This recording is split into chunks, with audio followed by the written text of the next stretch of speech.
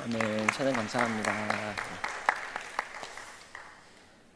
여러분, 인간이 살아가는 데 있어서 중요한 것들 중 하나는요, 바로 소속감이라는 겁니다. 크게는 대한민국 나라에 소속해 있는 국민.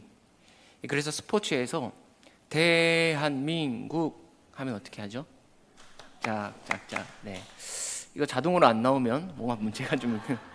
네. 그리고 또 우리가 서울에 사는 시민, 또 대한민국 안에서 서울에 사는 시민이라는, 서울 시민이라는 소속감이 있고요. 또 어느 회사, 어느 직장에 소속해 있는 것. 그리고 특별히 무엇보다 대길교회의 성도라는 소속감이 있습니다. 여러분, 우리는 이것이 너무 당연해서 이 피부로 잘 느끼지는 못하지만요, 이 소속감이라는 것이 우리의 삶에 얼마나 많은 영향을 끼치고 작용을 하는지 모릅니다. 인간은 사회적 동물이다라고 하죠. 이 말이 무슨 뜻입니까? 모든 인간은 사회 속에서 타인과의 관계를 통해 상호작용하며 살아간다라는 뜻입니다. 하나님이 우리 인간을 지으실 때요, 결코 혼자 인간을 살도록 두지 않으셨습니다. 하나님께서는 우리 인간을 공동체적으로 지으셨어요. 창세기 1장 6절에 보면요, 하나님께서 우리의 형상을 따라 우리의 모양대로 사람을 지으셨습니다. 여기서 우리라는 복수는 성부, 성자, 성령 삼위일체 하나님을 뜻하죠. 나의 형상, 나의 모양이라 하지 않고 우리의 형상, 우리의 모양, 복수가 쓰여졌다는 겁니다. 무슨 말입니까? 성부, 성자, 성령 삼위 하나님이 하나로 존재하듯이 인간 역시 우리라는 존재로 함께 협력하면서 살아가야 하는 존재다라는 것입니다. 여러분, 그래서 인간은 엄마 뱃속에 있을 때부터 엄마와의 관계 속에서 자라죠. 그리고 태어나서 가족, 친척이라는 관계 속에서, 나아가 커서는 교우 관계, 선후배 관계, 직장 동료 관계, 이렇게 사람은 필연적으로 관계를 맺으면서 살아갑니다. 그래서 여러분, 관계는 축복이에요. 우리가 죄로 타락해서 이 관계를 잘 유지하지 못해서 그렇지, 원래 사람은 하나님이 주신 관계라는 축복 속에서 소속감을 형성하며 살아갑니다.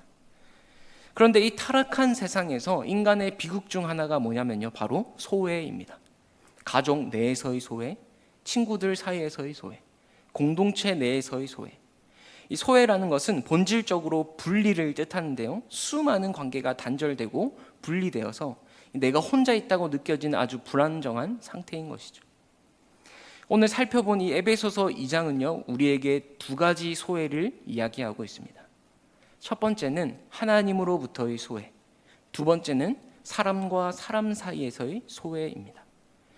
여러분, 우리는 하나님을 알기 전에 하나님으로부터 소외된 자들이었습니다.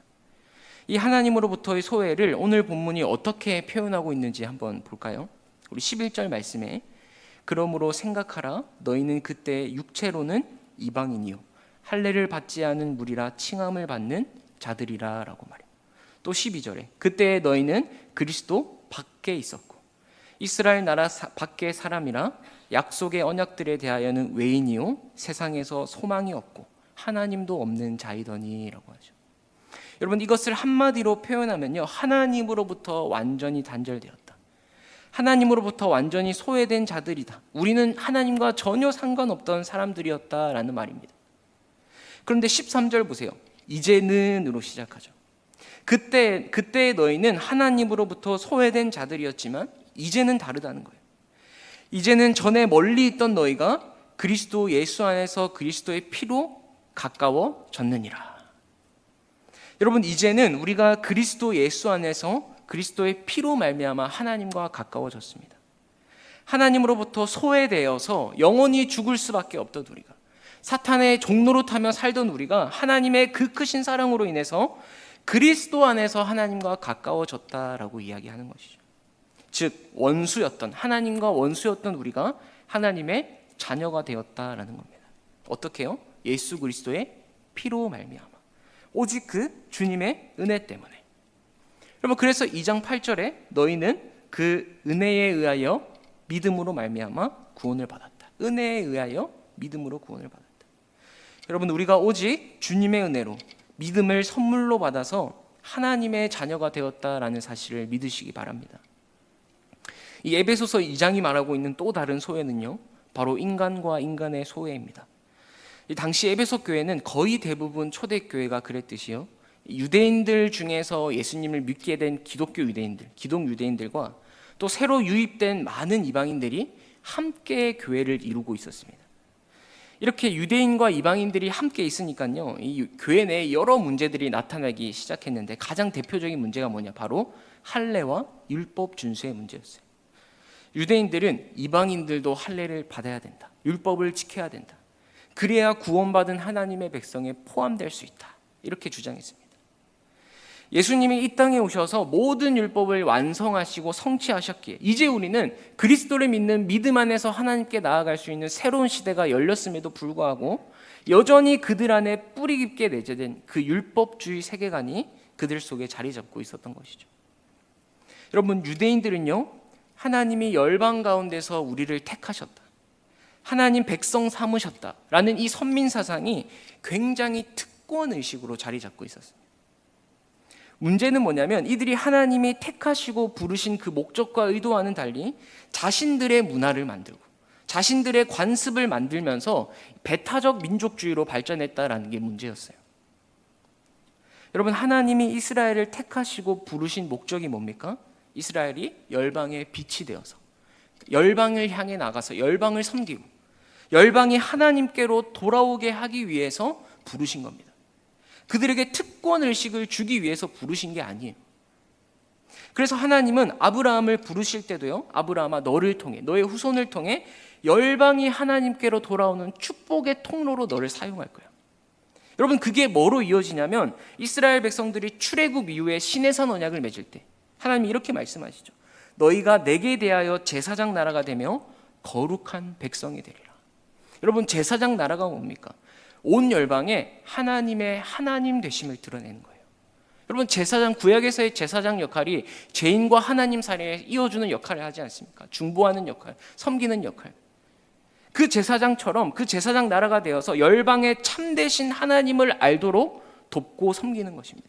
이게 제사장 나라의 사명이에요.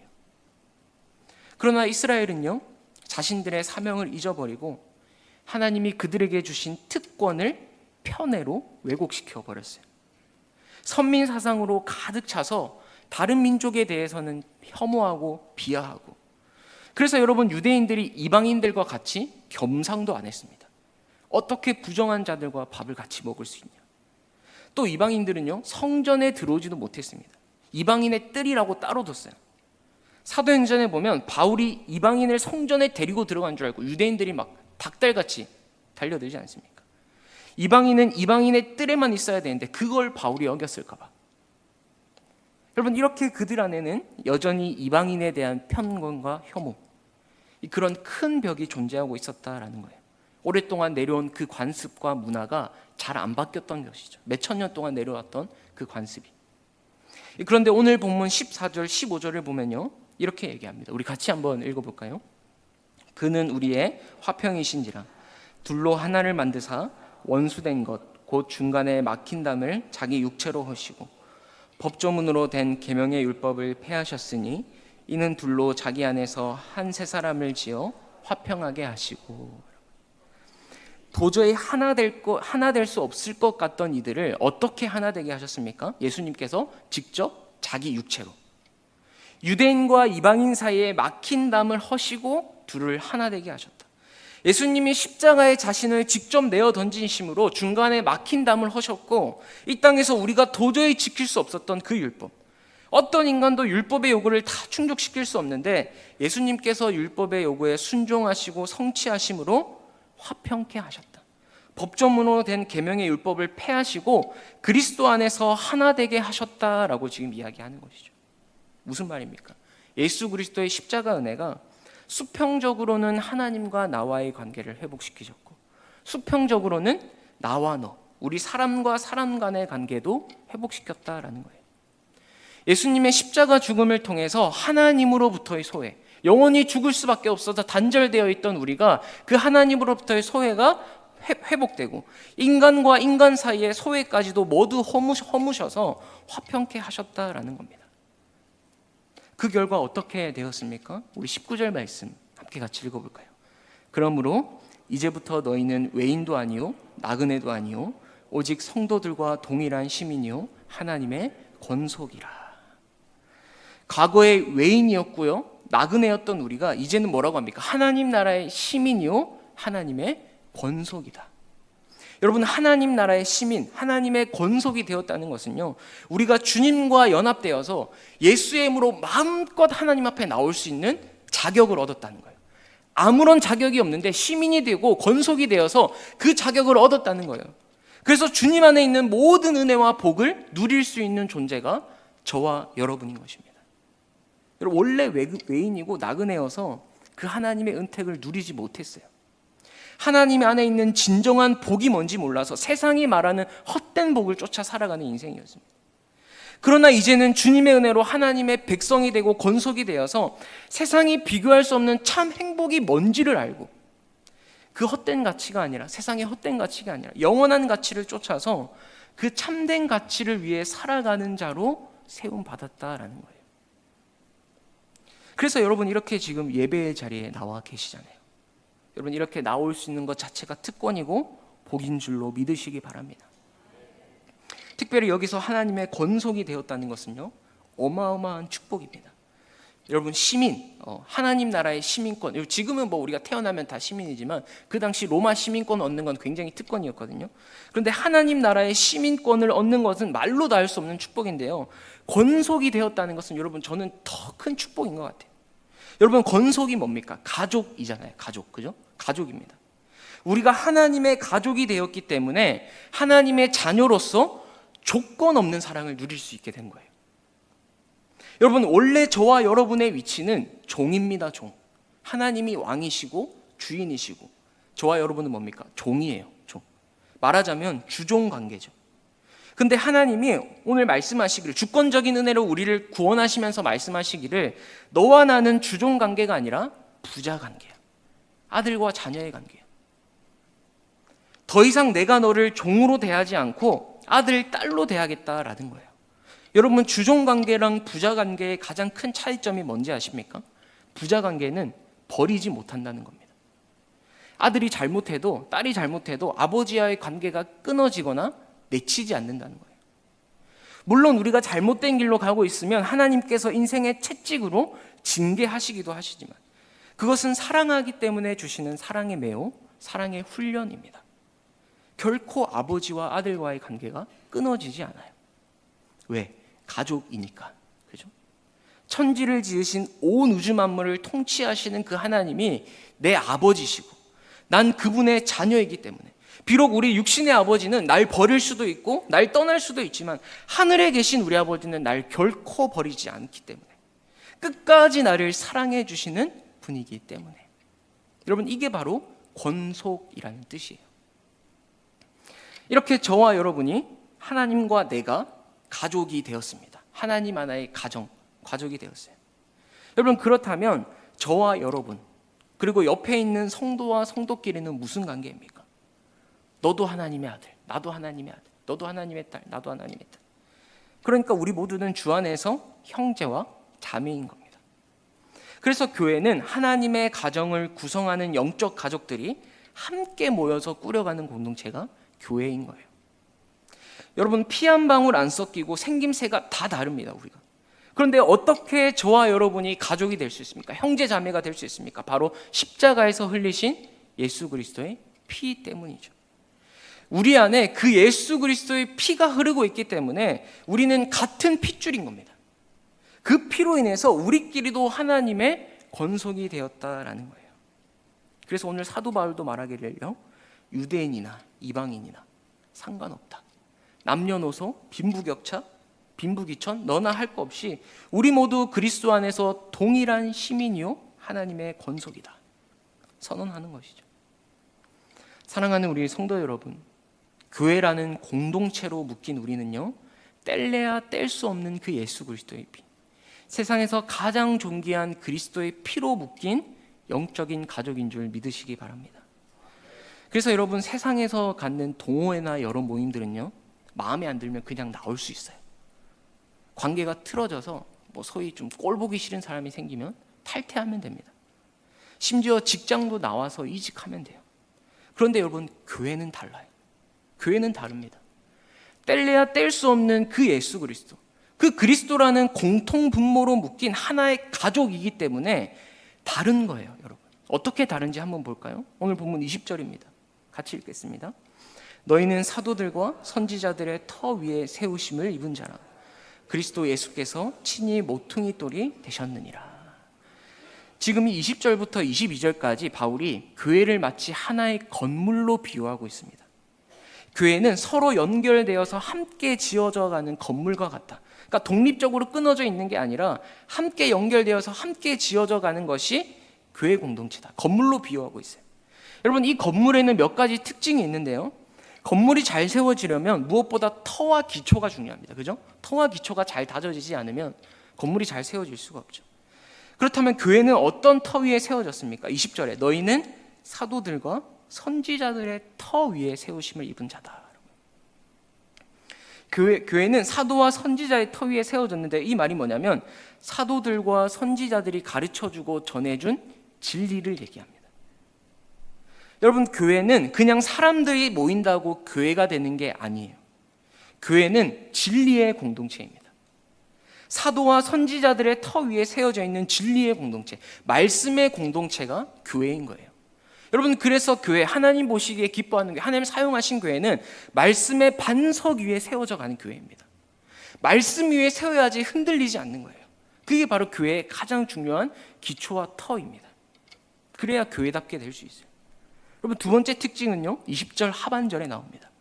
그리스도 예수께서 친히 모퉁이 돌이 되셨다라고 해요. 요즘은 건물을 지을 때 이렇게 안 짓지만요, 당시에는 기초만큼 중요한 것이 모퉁이 돌이었습니다. 이 모퉁이 돌은요, 건물의 모퉁이에 이렇게 놓여가지고 벽을 지탱해주는 주춧돌 같은 역할을 했어요. 벽과 벽이 서로 연결되어서 잘 서 있도록 지탱해주고 연결시켜주는 모든 힘이 어디서부터 나옵니까? 모퉁이 돌부터 나오는 거예요. 건물과 건물이 떨어져 있지 않고 함께 연결될 수 있도록 든든한 지지대가 되는 것이 모퉁이 돌입니다. 여러분, 교회가 서로 다른 사람들이 모인 이 교회가 어떻게 함께 지어질 수 있습니까?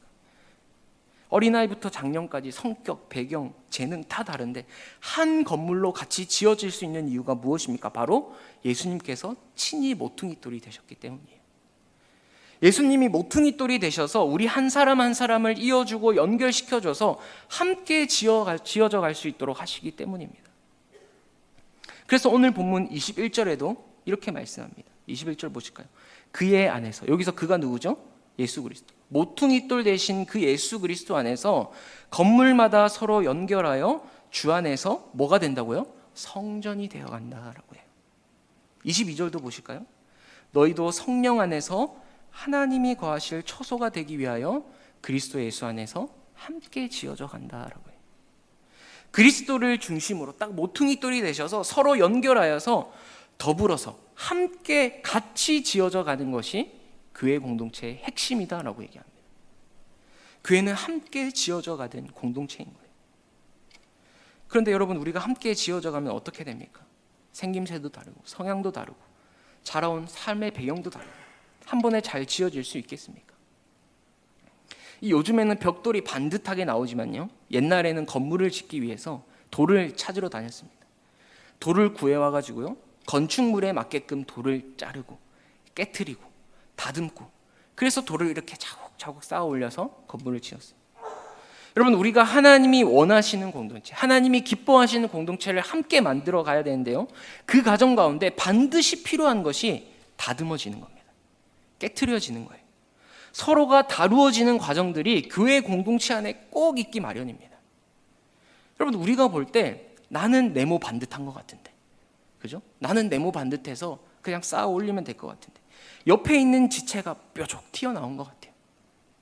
좀 네모 반듯해서 잘 이어지면 얼마나 좋겠어요. 근데 누구는 여기가 튀어나오고 누구는 저기가 튀어나와서 도저히 잘 이어지지가 않습니다. 여러분, 우리가 늘 이런 지체들을 만나면 어떻게 합니까? 상대를 바꾸고 싶어 해요. 집에서 같이 살아가는 가족들한테도 나에게 맞추려고 상대를 바꾸려고 하는데, 여러분, 교회 안에서는 오죽하겠습니까? 우리가 함께 지어져 가는데 어떻게 지어집니까? 뾰족한 지체를 받아내는 거예요. 뾰족한 지체와 함께 자라기 위해서 네모 반듯한 내가 깨트려져서 같이 지어져 가는 겁니다. 상대를 바꾸려는 것이 아니라 오히려 내가 그것을 받아내는 것이죠. 품어주고 인내심을 갖고 기다려주는 거예요. 여러분, 아무리 모난 돌이라고 해도 그 돌을 뽑아낼 수는 없잖아요. 뽑아내는 건 아니잖아요. 잘라서 깨트려서, 그래서 같이 쌓아가야죠. 그 모난 돌을 받아내기 위해서 때로는 내가 깨트려줘야죠. 할 수 있는 데까지 끝까지 사랑으로 품어봐야죠. 왜? 예수님이 나를 그렇게 사랑하셨습니까? 주님이 나를 그렇게 품으셨습니까? 여러분, 교회 안에도 나와 잘 맞는 사람이 있지만 나와 잘 안 맞는 사람도 있을까요? 없을까요? 만약에 나는 없다, 이러면 거의 예수님이라고 보시면 됩니다. 잘 살고 계신 거예요. 수많은 사람들이 모이는데 여러분, 어떻게 다 나와 같겠어요? 그죠? 그게 이상한 겁니다. 제가 본격적으로 교회에 몸담기 시작했을 때요, 저는 교회에 다 천사들만 있는 줄 알았어요. 얼마나 잘 챙겨주고 관심 가져주고. 그런데 시간이 지나고 보니까 그렇지 않더라고요. 너무 말을 이렇게 직선적으로 툭툭 뱉는 사람도 있고요, 그 사람이 좋은 건 알겠어, 근데 이상하게 성격이 나랑 안 맞아. 그 사람이 좋은 건 알겠어, 근데 이상하게 나랑 일하는 방식이 안 맞아. 여러분, 그런데 그것도 교회의 모습 중에 하나라는 거예요. 여러분, 교회는요, 나랑 생각도 다르고 관심사도 다르고 나이도 다르고 출신도 다르고 배경도 달라요. 그런데 예수 믿는다는 그 이유 하나로 함께 어우러져서 같이 지어나가는 거, 이게 참 교회다움의 모습입니다. 그래서 오히려 나와 출신이 막 같고요, 나와 비슷한 관심사를 갖고 있는 사람들만 모여 있으면 그게 오히려 더 비정상적인 겁니다. 엄밀히 말하면 그건 온전한 교회의 모습이 아니에요. 여러분 보세요. 흑인들만의 교회, 의사들만의 교회, 어떻게 생각해요? 이건 참 교회의 모습이 아닙니다. 이걸 교회의 보편성이라고 하는데요, 교회는 사회적 신분이나 지위, 인종의 차별 없이 어떤 누구라도 예수 그리스도 안에서 받아내는 거예요. 어떤 누구라도 예수 그리스도 안에 함께 지어져 가는 것이 교회입니다. 그래서 때로는 맞지 않고 나와 힘든 사람과도 은혜 안에서 더불어 살아가는 것을 배우는 것이 교회예요. 여러분, 교회가 연말마다, 연초마다 제일 골치 아픈 게 뭔지 아십니까? 이 목장이나 구역, 우리 교회 같은 경우는 셀이죠. 셀을 바꿀 때 이런 사람들이 간혹 있어요.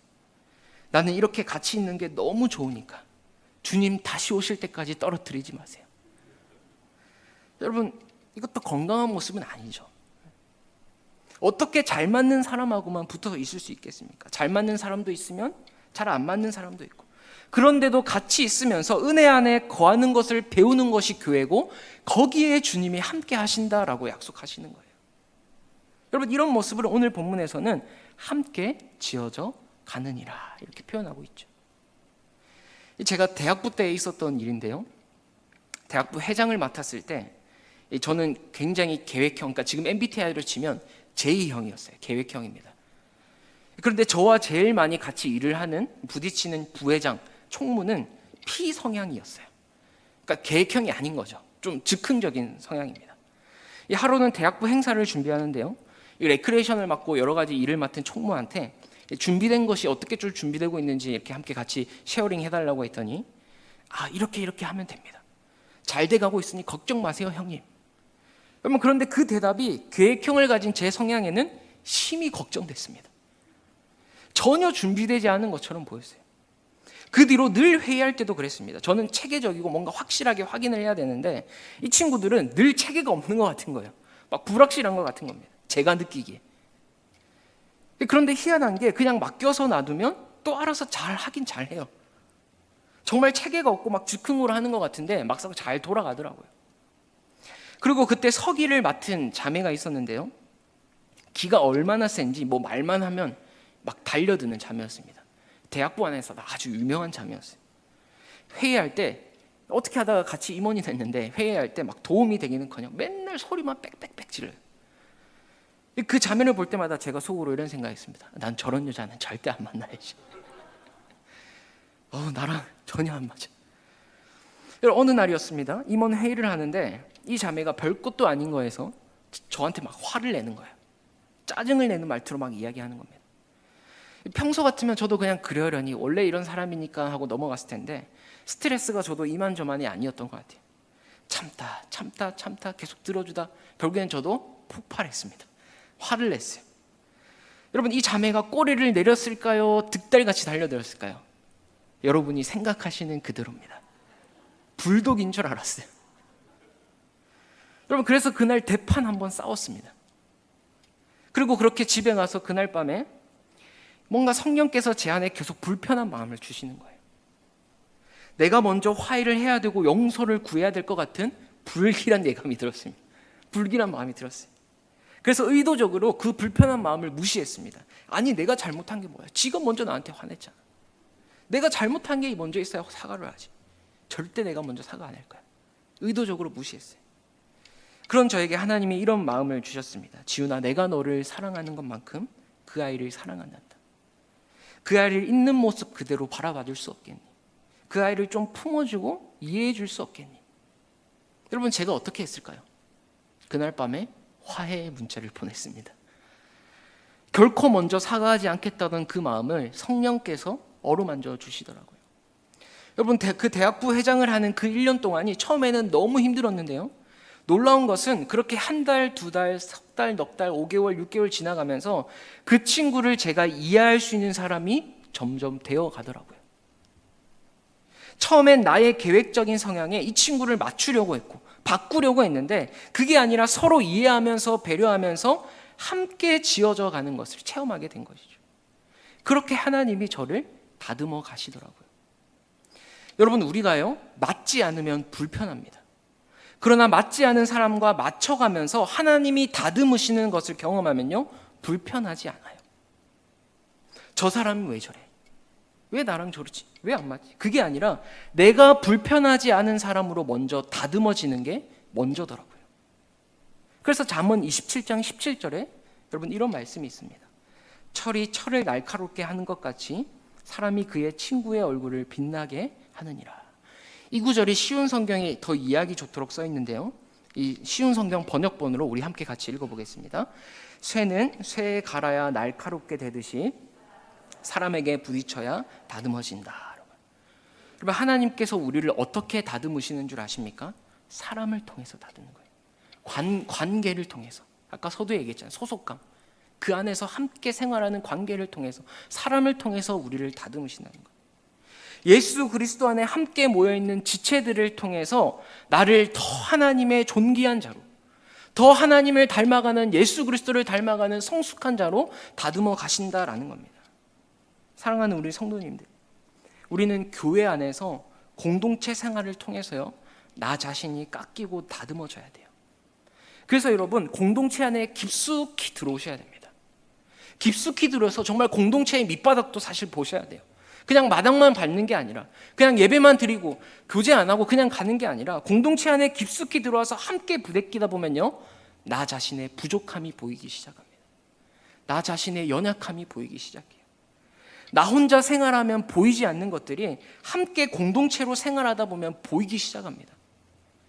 그러한 나의 모난 부분들이 공동체 안에서 서로 부딪히면서 어떻게 됩니까? 깎이는 거예요. 반듯한 돌로 다듬어지는 거죠. 물론 그 과정이 아프고 고통스럽습니다. 깎이고 깨지는데 여러분, 어떻게 안 아플 수 있겠어요? 상처도 받을 수 있죠. 그러나 우리가 함께 지어져 감에 있어서 꼭 필요한 과정이다라고 얘기하는 거예요. 여러분, 그래서 여러분, 교회는 세상과 다른 겁니다. 세상은요, 내가 바뀌지 않고 남을 바꾸고 싶기 때문에 힘을 가지려고 해요. 힘이 있으니까 바꿀 수 있잖아요. 그런데 교회는 내가 힘이 있음에도 불구하고 섬기고 희생하면서 그 지체의 약함을 받아내는 겁니다. 그를 바꾸려고 하기보다는 깨닫고 돌아올 수 있도록 기다려주고 인내해주고 격려하고 받아내는 거예요. 여러분, 왜 이런 과정들이 우리에게 있어야 됩니까? 그것은 바로 하나님이 거하시는 하나님의 성전이 되기 위해서입니다. 여러분, 하나님의 성전은 하나님이 임재하시는 곳이죠. 하나님의 영광이 거하시는 너무 아름다운, 세상 그 어떤 것보다 존귀한 것입니다. 그런데 그곳에 모여있는 우리는 어떻습니까? 죄인이에요. 죄인. 여전히 부족합니다. 우리 같은 죄인들이 모인 이곳이 하나님의 영광스러운 성전이 되기 위해서는 반드시 함께 지어져 가는 훈련이 필요하다라는 거예요. 여러분, 그래서 교회는 가정과 같은 곳인 거예요. 가정과 같은. 아무리 사랑해서 만난 부부도 서로 마음이 잘 안 맞습니다.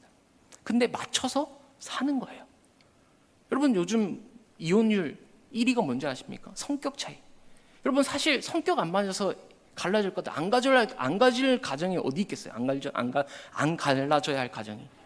발음이 잘 안 되네. 저는 이해가 안 되는 거예요. 맞춰서 생각해보세요. 당연히 맞겠습니까? 서로 자라온 가정이 다르고요, 부모님 밑에서 자란 반경도 다르고요, 모든 게 다 달라요. 맞춰서 사는 거지 않습니까? 여러분 하다못해 집안마다 국과 찌개 간도 다 다르잖아요. 제가 결혼해서 아내가 정성껏 차려준 국 한 숟가락을 딱 뜨는데요, 너무너무 입에 안 맞는 거예요. 해주는 대로 먹어야 되는데 저도 모르게 표정 관리가 안 돼서 짜다. 여러분 그때 저는 알았습니다. 우리 어머니가 간을 매우 약하게 해줘서 나는 싱겁게 먹는 편이었구나. 제가 여러분 이거 여쭤볼까요? 순대를 소금에 찍어 먹어야 됩니까? 쌈장에 찍어 먹어야 됩니까? 제가 서울 와서 좀 아쉬운 게 가끔 순대를 사 먹으면요, 쌈장을 안 줘요. 쌈장에 찍어 먹으면 얼마나 맛있는데, 달짝지근하게 정말 맛있습니다. 그래서 순대국밥집 가면 국밥 안에 순대가 있잖아요. 떡 떼가지고 그 상차림에 보면 고추랑 찍어 먹으라고 쌈장을 주잖아요. 그때 쌈장을 찍어 먹어요. 서울 가니까 소금밖에 안 주더라고요, 순대만 사면. 여러분 또 물어볼게요. 콩국수에 설탕을 넣어 먹어야 됩니까? 아니면 소금을 넣어 먹어야 됩니까? 본인 드시고 싶은 대로 드시면 되는 줄 믿습니다. 옳고 그름의 문제, 좋고 나쁨의 문제가 아니다라는 거예요. 성향 차이의 성향 문제인 겁니다. 맞춰가야 되는 거예요. 처음에 결혼하고요, 저는 저희 부모님 밑에서 이 절약 중에서도 불 끄는 거 있죠, 전기 절약. 이 불 끄는 걸 사명으로 생각하고 사는 집안에서 태어났습니다. 그래서 화장실 갔다 나오면 즉각 불 끄고, 작은 방에서 나오면 즉각 불 끄고, 항상 불을 꺼야 돼요. 결혼했더니 저희 아내는요, 참 밝은 사람이었습니다. 늘 불 켜면서 살았어요. 작은 방 들어갔다 나왔는데 불이 켜져 있고, 제가 가서 톡. 화장실 갔다 나왔는데 바로 안 끄고 어디 갔다가 계속 불이 켜져 있는 거예요. 제가 가서 톡. 쫓아다니면서 불 끄기 바쁜 거예요. 참다 못해서 제가, 여보, 불을 켰으면 바로 불 좀 꺼줘. 전기세 나가잖아. 전기세 아껴야지. 여러분 그거 몇 분 늦게 끈다고 해서 전기세 폭탄 절대 안 나옵니다. 가만 보니까 그게 당연한 줄 알고 자라서 그랬던 거예요. 그럼 어떻게 해야 되죠? 함께 지어져 가고 맞춰서 사는 겁니다. 그게 교회다라는 거예요. 만약 우리가 세상에서 만난 것 같으면요, 안 맞으면 안 보면 돼요. 왜 굳이 내가 희생하면서, 왜 내가 굳이 깎이는 그 고통을 경험하면서까지, 왜 스트레스 받으면서까지 보고 삽니까? 그러나 예수 그리스도의 피로 한 분 하나님 안에서, 한 성령 안에서 부르심을 받은 공동체에 있기 때문에 여러분 좋아도 함께, 싫어도 함께 예수님을 닮아가면서 성전으로 지어져 가는 것이 저와 여러분입니다. 서로 깎이고 다듬어져서 예수님을 닮아가는 그 성전으로 지어져 가는 거예요. 사랑하는 우리 성도님들, 하나님이 주신 이 복되고 아름다운 관계 속에서 나의 부족함과 나의 연약함을 발견하시고, 그 부분들이 말씀하면서 잘 깎이고 다듬어져서 나 자신이 성전을 지을 수 있는 반듯한 벽돌이 되기를 주님의 이름으로 소망합니다. 사랑하는 그 옆에 있는 지체의 모난 부분도 함께 받아내고, 비록 내가 깨트려지더라도 나를 깨트리면서까지 지체를 받아내고 사랑해내는 우리 대길교회가 되기를 주님의 이름으로 축복합니다. 우리 함께 같이 찬양할까요? 여러분 제가 이 말씀을 준비하면서 문득 드는 찬양이 있었는데요, 교회라는 찬양입니다. 이 가사가 너무 좋아요. 먼저 가사를 좀 한번 같이 읽어봤으면 좋겠어요. 우리 처음 하는 찬양이니까 가사를 한번 같이 우리 앞에 화면 보면서 읽어볼까요? 사람이 넘치기보다 사랑이 넘치는 교회, 섬김을 원하기보다 섬김의 기쁨 알아가는 교회, 세상이 주목하기보다 주님이 주목하는 교회, 화려한 겉모습보다 중심이 주를 향한 교회. 2절 볼까요? 내 작은 생각보다, 2절 한번 보여주세요. 한번 읽겠습니다.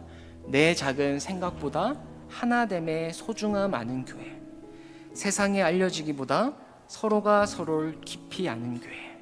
여러분 이 교회를 우리가 함께 꿈꿨으면 좋겠습니다. 이 교회를 우리가 함께 만들어 갔으면 좋겠어요. 얼마나 걸릴지 모르겠지만 주님 기뻐하시는 공동체가 되도록 나 자신이 먼저 다듬어지고 하나님 앞에서 믿음으로 서는 우리가 되기를 소망합니다. 우리 이런 마음으로 함께 같이 찬양할까요?